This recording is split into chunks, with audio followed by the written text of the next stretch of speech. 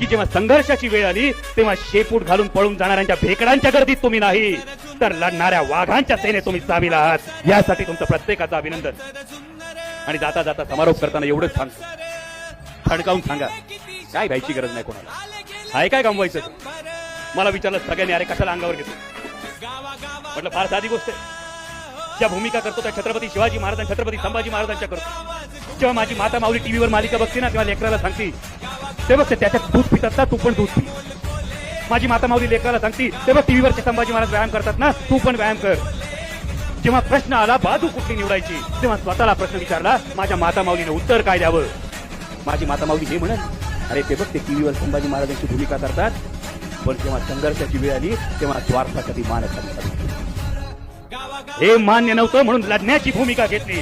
आणि म्हणून सांगतो, ठणकावून सांगा, गरीब असेन पण लाचार नाही.